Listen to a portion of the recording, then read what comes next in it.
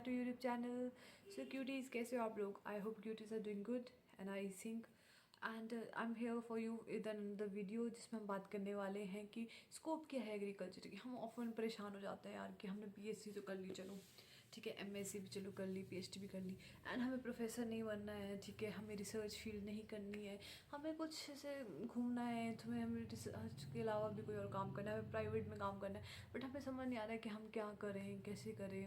तो don't worry, I am there for you. आज की वीडियो में हम बात करने वाले हैं कि प्राइवेट में क्या क्या आपके पास ऑप्शंस रहेंगे एग्रीकल्चर करने के बाद, बीएससी के बाद या फिर एग्री बिजनेस के बाद, एमएससी के बाद, बट पीएचडी के बाद भी आप कर सकते हो, बट मोस्टली पीएचडी के बाद लोग प्रोफेसर बनना प्रेफर करते हैं या रिसर्च में ज़्यादा प्रेफर करते हैं, ठीक है।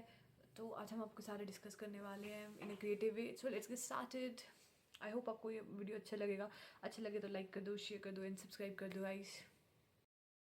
तो फिर क्यूरीज हम डिस्कस करने वाले हैं कि एग्रीकल्चर जो है हमारा प्राइवेट सेक्टर में भी उसको काफ़ी स्कोप है, तो उसके स्कोप्स की बात करने वाले हैं। ठीक है, जैसे आप इस पोस्टर में देख सकते हो कि हमारे पास 25 से ज़्यादा मतलब बहुत ज़्यादा एग्रीटेक कंपनीज होती हैं, बट ये जो टॉप 25 है वो मैंने आपको लिस्ट की है। ठीक है, आपको सबसे पहले पता होना चाहिए कि आपने किस में अप्लाई करना है और क्या करना है। तो अगर आपको पता नहीं है तो डोंट वरी, मैं आपको आज ऑप्शन लिस्ट कर दूंगी, फिर उसमें आप डिसाइड कर सकते हो कि आपको किस में जाना है। ठीक है, तो agriculture is all about scopes, बहुत ही ऐसे ग्रोइंग सेक्टर है। ठीक है, तो सबसे पहले हम बात करेंगे एग्री बिजनेस और एग्री टेक कंपनीज के बारे में।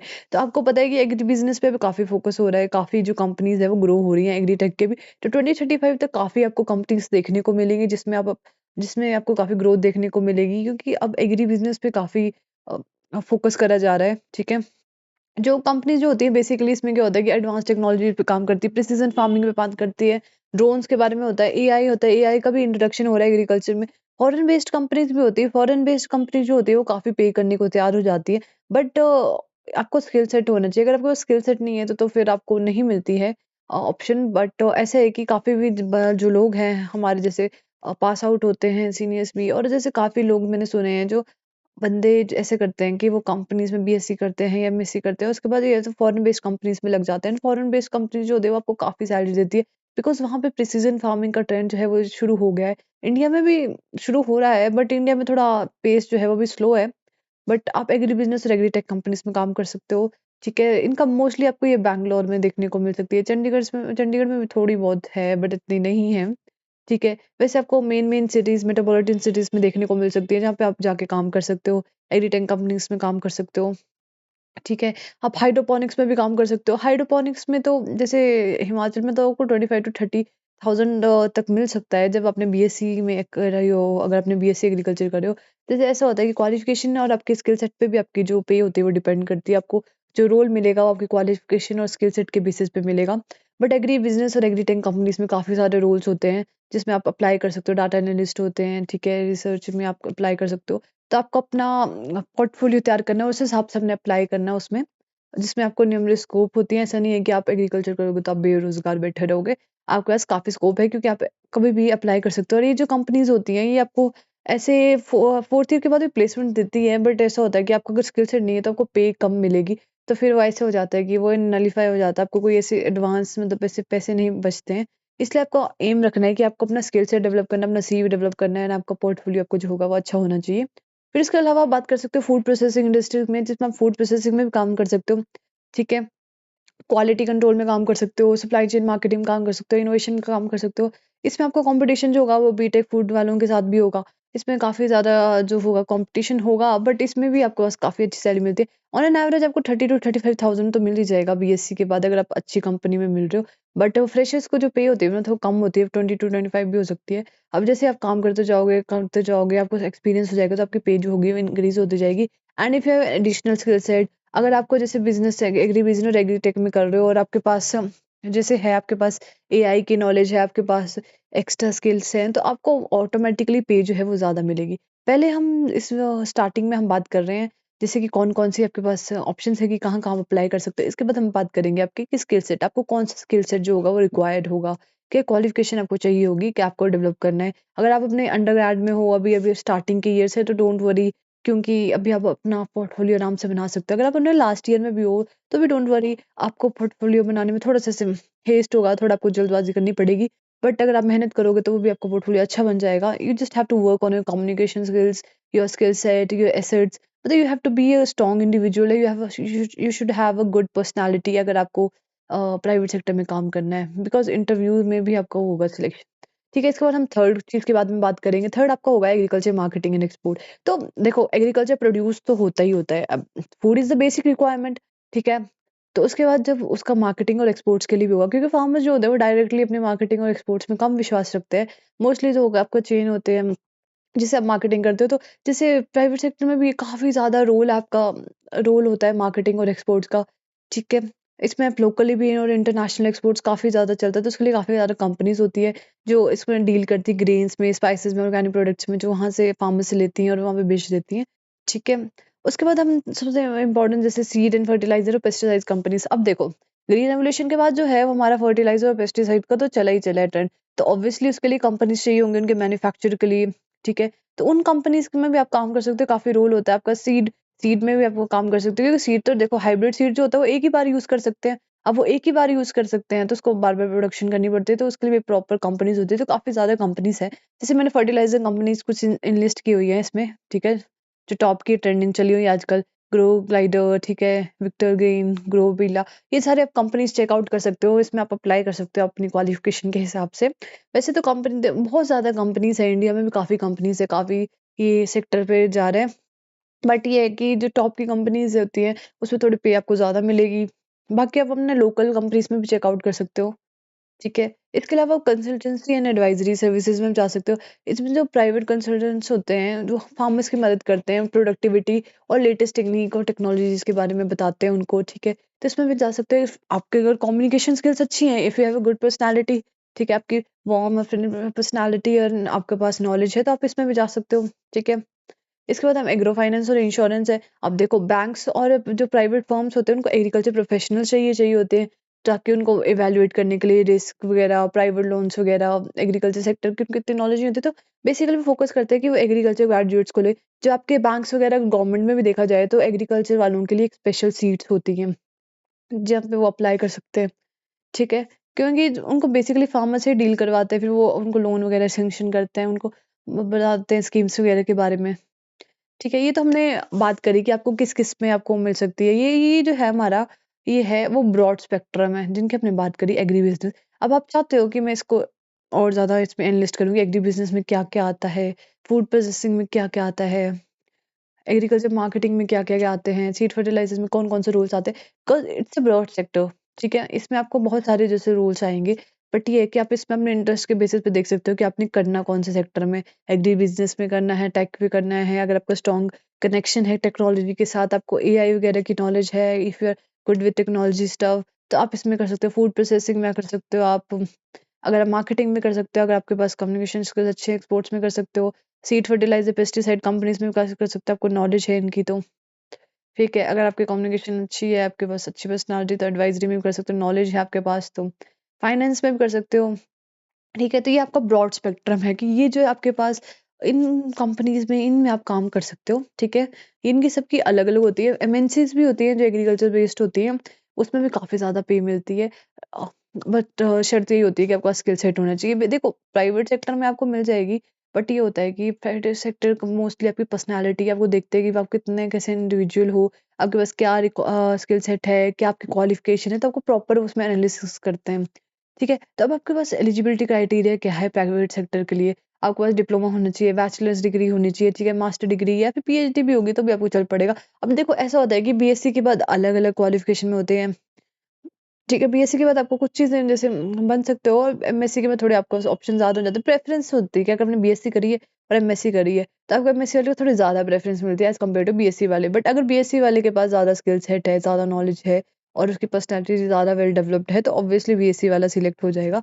बट क्यों, तो इसलिए आपको अपनी पर्सनैलिटी और अपनी नॉलेज पे बहुत काम करने की ज़रूरत है। इसके अलावा अगर आपने एबीएम किया है, that is agribusiness management, तो भी आपके पास काफ़ी कंपनीज़ होती है। एग्रीकल्चर इंजीनियरिंग करी है, हॉर्टिकल्चर करा है, क्योंकि हॉर्टिकल्चर फ्रूट क्रॉप्स में भी काफ़ी ज़्यादा स्कोप है, तो सॉइल साइंसेज़ में करी है। तो ये सारे जो है वो अपनी-अपनी कंपनीज़ में डिमांड होती है, हर एक सॉइल साइंटिस्ट की डिमांड होती है, ठीक है? हॉर्टिकल्चर वालों की डिमांड होती है, एग्रीकल्चर इंजीनियर की डिमांड होती है। तो कंपनीज़ होती हैं, एक कंपनीज़ का ऐसा होता है कि वो एक बेसिकली एग्रीकल्चर बेस्ड कंपनीज़ होती हैं, उनमें सब अपने-अपने रोल्स होते हैं, तो जो अपने क्वालिफ़िकेशन के हिसाब से आप अप्लाई कर सकते हो उसमें। अगर आप नॉन एग्रीकल्चर बैकग्राउंड से भी हो तो बिज़नेस, आईटी, मार्केटिंग वैसे वाले रोल आपको मिल सकते हैं, ठीक है? मार्केटिंग फर्म में आप जॉइन कर सकते हो एग्रीटेक कंपनीज़ को। बट आपको बीएससी तो होनी चाहिए, एमएससी होनी चाहिए, मतलब आपको यू शुड बी ग्रेजुएट। इसके अलावा को स्किल रिक्वायर्ड होने चाहिए, ठीक है? आपको मॉडर्न फार्मिंग के बारे में पता होना चाहिए, डाटा एनालिसिस का पता होना चाहिए। आप चाहो तो ये कोर्सेज़ भी कर सकते हो डाटा एनालिसिस का, ठीक है? एग्रीकल्चर मार्केटिंग का आपको नॉलेज होनी चाहिए, आपकी कम्युनिकेशन स्किल्स अच्छी होनी चाहिए अगर आपको कंसल्टेंसी और एडवाइज़री में काम करना है। टेक्निकल स्किल्स होने चाहिए, मतलब ऐसा नहीं है कि सिर्फ़ आपको थ्योरेटिकल पता है, और जो थ्योरेटिकल होता है, वो वेरी करता है आपका अपना प्रैक्टिकल वर्क से, बिकॉज़ उसमें थोड़ा बहुत डाटा का फ़र्क होता है। तो आपको टेक्निकल नॉलेज होनी चाहिए, एग्री मशीनरी का पता होना चाहिए कि अगर आपको काम है तो आपको पता होना चाहिए कि कैसे करते हैं। सॉफ्टवेयर, बायोटेक, आपको प्रॉपर नॉलेज होनी चाहिए। सबसे पहले आपको डिसाइड करना है कि आपको कौन से फ़ील्ड में जाना है। जैसे मैंने आपको एनालिस्ट किया, मैं इसमें से आप डिसाइड करो कि मेरे को कौन से वाली चीज़ में फ़ोकस करना है, कौन से में जाना है। उसके बाद आपके उसके स्किल्स उस हिसाब से डेवलप होते हैं। उसके बाद आपको सर्टिफ़िकेशन इन शॉर्ट कोर्सेज़ करनी चाहिए। आप कोर्सेरा से कोर्सेज़ कर सकते हो। कोर्सेरा में पेड कोर्सेज़ होते हैं, फ्री कोर्सेज़ की भी आपको वेबसाइट मिल जाएगी ऑनलाइन, ठीक है? बट मोस्टली कोर्सेरा में सारे कोर्सेज़ अवेलेबल होते हैं, तो इसमें आप अ, कोर्सेज़ कर सकते हो ऑर्गेनिक फार्मिंग में, प्रिसिजन एग्रीकल्चर में, सप्लाई चेन मार्केटिंग में, मतलब जिसमें भी आपका इंटरेस्ट रहेगा। मार्केटिंग में इंटरेस्ट रहेगा तो आपको मार्केटिंग वाले कोर्सेज़ करने हैं। आपका प्रिसिजन वगैरह, आपको मॉडर्न एग्रीकल्चर में इंटरेस्ट है तो प्रिसिजन फार्मिंग वगैरह के कोर्सेज़ करने हैं, ठीक है? कंसल्टेंसीज़ में आपका इंटरेस्ट है तो आपको कम्युनिकेशन स्किल के बेस पे कोर्सेज़ करने हैं, ठीक है? जिसमें आप कोर्सेरा में कर सकते हो। आईसीआर कोर्सेज़ होते हैं, तो आईसीआर तो ऑल इंडिया लेवल सर्टिफाइड है, जिसमें आप कर सकते हो कोर्सेज़। ठीक है, अब लोकल एग्री यूनिवर्सिटीज़ होते हैं, वो भी कोर्सेज़ करते हैं, आपको देते हैं, वैल्यूएबल सर्टिफिकेट देते हैं। तो आपको ऐसा नहीं करना है कि सबको पेपर देने और आना है, ठीक है? उसके अलावा कोर्सेज़ भी करते रहने चाहिए, ताकि आप कोर्सेज़ करोगे तो आपका एडिशनल आपके रिज़्यूमे में अच्छा दिखेगा, आपको पता होगा कि आपको नॉलेज है, एक्स्ट्रा नॉलेज है। तुम कैसे दूसरे इंडिविजुअल से डिफरेंट हो, वो तुम्हें दिखाएगा। ठीक है।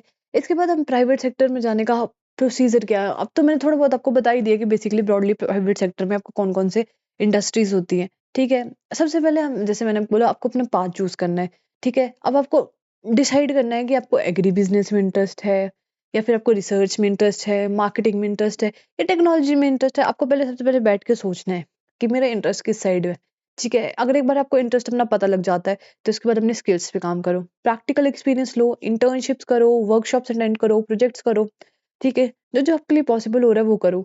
इंटर्नशिप्स आपको लगानी है, इंटर्नशिप भी आपको वही लगानी है जिसमें आपको इंटरेस्ट होगा। सबसे पहले इंटरेस्ट पता करना आपको सबसे इम्पोर्टेंट है कि आपने जाना कहाँ पे है। क्योंकि अगर आप एग्री बिज़नेस में इंटरेस्ट होगा तो आपको एग्री बिज़नेस से रिलेटेड इंटर्नशिप करनी चाहिए, उसकी वर्कशॉप्स अटेंड करनी चाहिए और प्रोजेक्ट्स भी उससे रिलेटेड। अगर आपको रिसर्च में है, मार्केटिंग में, तो आपको वो चेंज हो जाता है। इंटर्नशिप भी वेरी करती है, ठीक है? तो आप ये इंटर्नशिप कर सकते हो जिससे आपका जो सीवी है, रिज्यूमे है, that will look quite good and different from other individuals, ठीक है? फिर एग्रीकल्चर फेयर्स अटेंड करो, सेमिनार्स में जाओ, नेटवर्किंग इवेंट करो, अपने कनेक्शंस बनाओ, ठीक है? जिससे आपको पता लगेगा कि स्किल सेट का पता लगेगा, प्रैक्टिकल नॉलेज का पता लगेगा, ठीक है? और आप उसको अपने-अपने रिज्यूमे में भी बता सकते हो। ठीक है, अब इसके बाद आप क्या कर सकते हो, कंपनीज़ में अप्लाई करो, ठीक है। अब आपको पता लग गया, आपने अपना स्किल सेट बना लिया, अपना सीवी बना लिया, आपको पता लग गया कौन सी कंपनीज़, कौन से ब्रॉड सेक्टर में इंटरेस्ट है। तो हम उसके बाद हमने ना कंपनीज़ को नैरो डाउन करो कि आपको कौन-कौन सी कंपनीज़ में इंटरेस्ट है, ठीक है। मतलब जैसे अब अपॉर्च्युनिटीज़ है, जैसे महिंद्रा एग्री बिज़नेस, अगर आपको एग्री बिज़नेस में है, तो महिंद्रा एग्री बिज़नेस में कर सकते हो, ठीक है। आईटीसी एग्री में कर सकते हो, बेयर्स कर सकते हो, क्रॉप साइंसेज़ में कर सकते हो और कोई स्टार्टअप है, आप स्टार्टअप में भी काम कर सकते हो। अगर आपके रीजन में कोई स्टार्टअप खुला है, ठीक है, तो आप उसमें भी काम कर सकते हो क्योंकि जो स्टार्टअप है, उससे आपको ना प्रैक्टिकल नॉलेज गेन होगी, तो वो एक एक्सपीरियंस काउंट होता है। अगर आपको बड़ी कंपनीज़ वाले जो होते हैं, वो कई बार ऐसे करते हैं कि आपका एक्सपीरियंस चेक करते हैं कि आपके पास कोई एक्सपीरियंस है कि नहीं। तो अगर आप स्टार्टअप्स में काम करते हो, तो एज़ अ एक्सपीरियंस काउंट होता है, फिर आपको सिलेक्शन के चांसेस जो होते हैं आपके बढ़ जाते हैं। ठीक है, लिंक्डइन, नौकरी.com, ठीक है, इंडीड जैसे होते हैं, इसमें आप ना प्लेटफ़ॉर्म से आप ढूँढ सकते हो अपनी लिंक्डइन प्रोफ़ाइल बनाओ, उसमें भी आप अपनी जो जॉब जो है वो सर्च आउट कर सकते हो, अप्लाई कर सकते हो। ठीक है, इसके बाद इंटरव्यू के लिए देखो, वो आपका सीवी देखेंगे, आपको देखेंगे, उसके बाद आपका इंटरव्यू जो सबसे इम्पोर्टेंट होता है वो इंटरव्यू होता है। उसमें आपकी ना टेक्निकल नॉलेज पे देखा जाएगा कि देखो प्रॉब्लम सॉल्विंग एबिलिटी कैसी है आपकी, कम्युनिकेशन स्किल्स कैसे हैं। वहाँ पे आपको सब कुछ आता है बट आप वहाँ पे कम्युनिकेट ही नहीं कर पा रहे, वहाँ पे बात ही नहीं कर पा रहे, तो फिर उसका कोई यूज़ नहीं है। ठीक है? उसके बाद अपने प्रोजेक्ट्स, इंटर्नशिप जो है वो उनको आपको शोकेस करना पड़ता है, तो इसके लिए आपका जो सीवी होना चाहिए वो वेल मेंटेन होना चाहिए। उसमें आपका सब कुछ होना चाहिए कि आपने क्या-क्या किया है, क्या-क्या और अच्छे से प्रेज़ेंट करना पड़ेगा आपको उसमें कि मैंने ये किया और इससे मेरे लीडरशिप दिखती है, इससे मेरा ये दिखती क्वालिटी दिखती है। तो यू शुड बी और ऐसा नहीं है आपने सीवी में कुछ भी लिख दिया गलत-फलत, तो उसके बाद वो आपको इंटरव्यू में पूछेंगे तो आपकी वो पर्सनैलिटी में दिखना चाहिए। कभी भी ना ऐसे ना सीवी में झूठ नहीं लिखना, बिकॉज़ आपसे कुछ भी पूछा जा सकता है और फिर चीज़ आपको आती नहीं होगी तो फिर आप क्या करोगे? बाकी तो किस्मत की बात होती है। उसके बाद हमने अपडेट रहना सबसे इम्पोर्टेंट होता है, स्टे अपडेटेड, बिकॉज़ ठीक है, जो एग्रीकल्चर सेक्टर है वो ऐसा तो है नहीं कि वो सेम है, सेम ही रहेगा। वो हमेशा चेंज होता जा रहा है, चेंज होता जा रहा है टाइम के साथ। पहले हम बात करते थे ग्रीन रेवोल्यूशन की कि फर्टिलाइज़र वगैरह आ गए थे, तो अभी वो अमेज़्ड कि नहीं यार कुछ नया हो रहा है। बट अभी चेंज होता जा रहा है, अब नैनो फर्टिलाइज़र का ट्रेंड आ गया, प्रिसिजन फार्मिंग का आ गया है, तो डाटा एनालिसिस का ट्रेंड आ गया। तो अब हम इन चीज़ों का हमें नॉलेज होनी चाहिए, इन चीज़ों के हमें पास सर्टिफ़िकेट होने चाहिए, इन चीज़ों को पता होना चाहिए कैसे वर्क करती है। ठीक है, अब सस्टेनेबल फार्मिंग है, वो उस पे भी काफ़ी हम फ़ोकस करते हैं। क्लाइमेट, आपको पता है कि क्लाइमेट कितना चेंज हो गया है।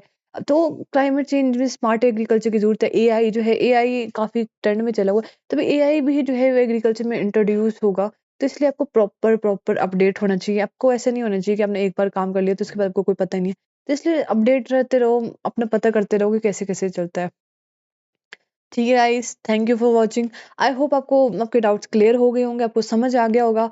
बट फिर भी you want me to make a new videos, more videos, so let me know. Like कर दो, शेयर कर दो, सब्सक्राइब कर दो। Bye bye cuties, love you all. You said never let